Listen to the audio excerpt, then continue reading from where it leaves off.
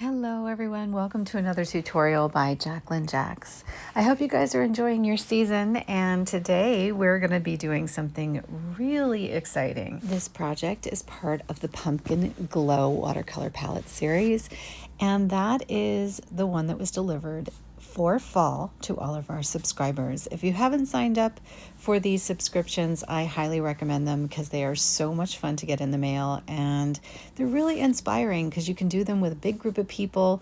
We're all very supportive and we love to see what each other paints. We're going to be painting on the ACEO artist cards today, and this is a set of special 100% cotton watercolor cards that become trading cards for artists. You can also sell them to your art subscribers as a curated set. Don't forget that every time you dip your brush into color, you are choosing a peaceful moment. You are reminding yourself that even when life is chaotic, beauty can come from something. And that's what you're creating. Even if it's a mess, the paint moves where it wants. Like life, it flows, and that's the best way to release control. So with that being said, we're going to be doing something that makes you release control and teaches you how watercolor flows.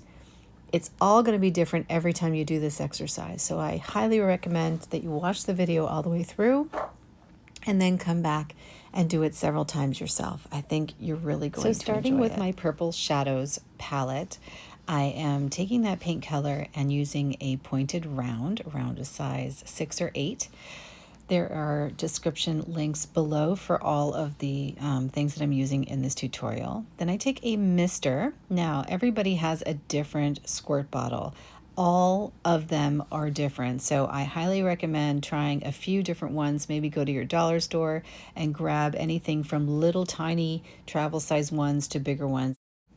The one I'm using here is available on Amazon, but it is a mister, so it does give you a little bit different result. Now, my very favorite one was actually a little travel one that I can't seem to find anywhere right now. I will eventually find it, but I really like it because it just gives me just a little bit of a mist and I can control it a bit better. I don't really want to encourage control, but at the same time, I just really like the results from it. But this mister does really well because it's very fine. So just misting the watercolor, you can see the little pieces, right? The little ways that the watercolor is moving into where that fine mist settles.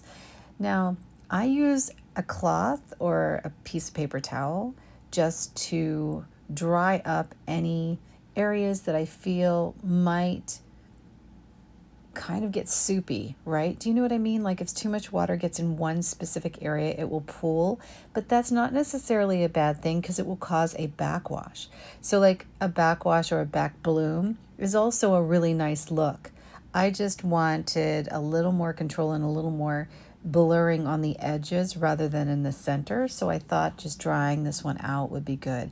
This is why this particular exercise is going to be different every time, because you're throwing caution to the wind, you're painting with reckless abandonment, and you're just letting the water take over. I love that for trees and foliage. I think it makes such a really great result that you can't get any other way. I actually prefer it, I think, from anything else. But this just goes into that concept that I was telling you about, where you just want to let life flow, right? You don't always want all the control. And when you're trying to control too much, sometimes that actually defeats the purpose. So you want to let the paint move where it wants, just like life. It flows best when you release the control, and that's what we're doing here. So then I'm taking the edge of my pointed round, and that's why I use synthetics, because they have a lot of snap, but they still hold a lot of water. So I'm taking that with the same color, and I'm just going through and doing some branches and some trunks.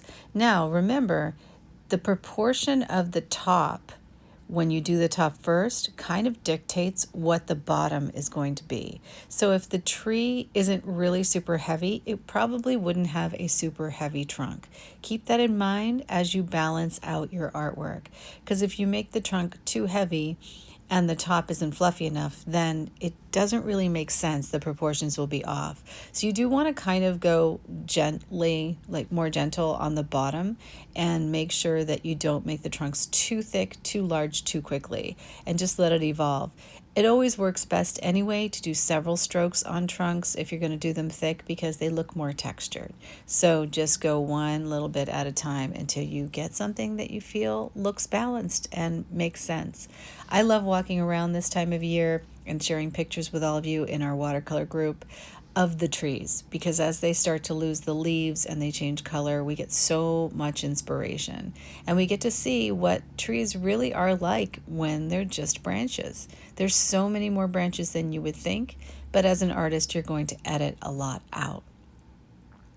So it's just as simple as this. We're going to do this over again in different colors and try different ways. You can even mix your colors. Like this is, a beautiful time of year. So yellows, keeping in mind the light, leaving lots of white space, do some oranges, do some reds, add some pinks, have a great time.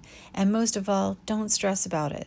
This is going to work out no matter what you do. It's always going to dry well, because unless you overdo it, at the most, you're going to get a bunch of blooms. And if you get a bunch of blooms, that's going to look great too.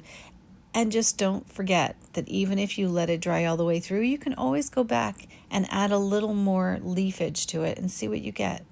Just remember to have a good time and enjoy your time painting. It's never about the end result as much as it's about the journey getting there and everything you're learning along the way. I love that you guys are part of this subscription and that you're sticking with it and taking these lessons, because I think it's really fun. I hope you guys are enjoying the watercolor. I'm working really, really hard on the next set, and yeah, it's going to be a great next season. Just when we really need that lift, we're going to be getting all the watercolor arriving, and it's going to be really fun to open those packages. I really love this set too. I think it's so much fun. Even just using it and combining the colors and seeing what they mix into has been a real adventure. Don't forget to add some birds to your artwork, and you guys have a great day. I really, really do appreciate all of you.